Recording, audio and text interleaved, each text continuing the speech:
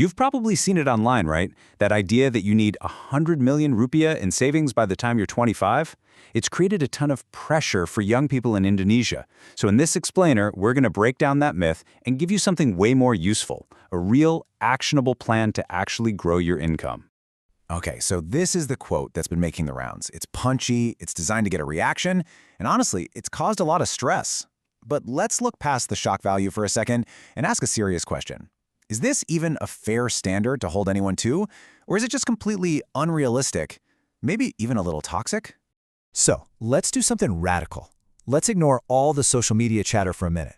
Instead, we're going to dive into some actual hard data to see what the financial reality looks like for the huge majority of young people across Indonesia.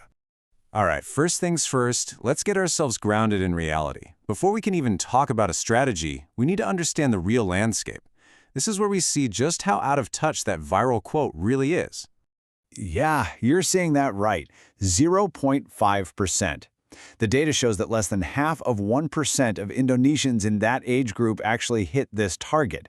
So these people aren't the standard, they are extreme outliers. If you're not in this tiny club, you're right there with the other 99.5% of us. And here's where the math just completely falls apart. To hit that 100 million rupiah goal, you'd need a salary somewhere between 8 and 15 million a month. But the official data from the BPS says the national average income for that age group is around 2.6 million. We're talking about a goal that demands an income 3 to 5 times higher than what most people are actually earning. And there's another layer to this whole challenge: financial literacy.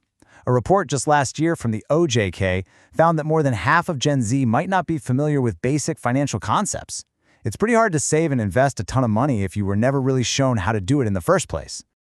So you see, this whole thing isn't just a numbers problem. It's a psychological one. When social media sets a standard that is, for all practical purposes, impossible for most people, it doesn't motivate. It does the opposite.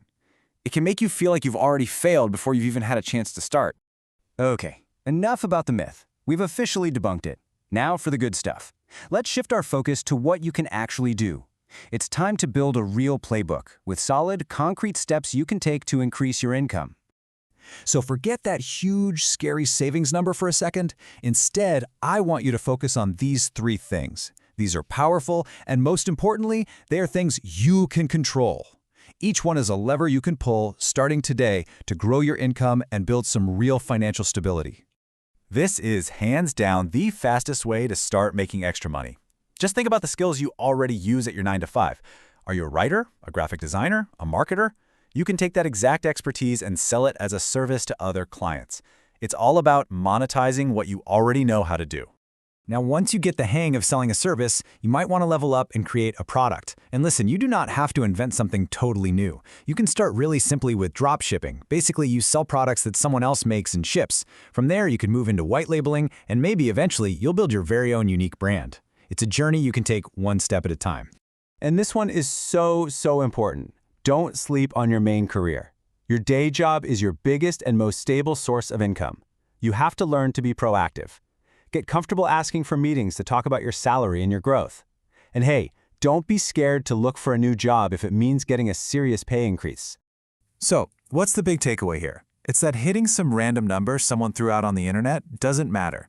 What matters is shifting your mindset and focusing on the daily actions that are actually within your control.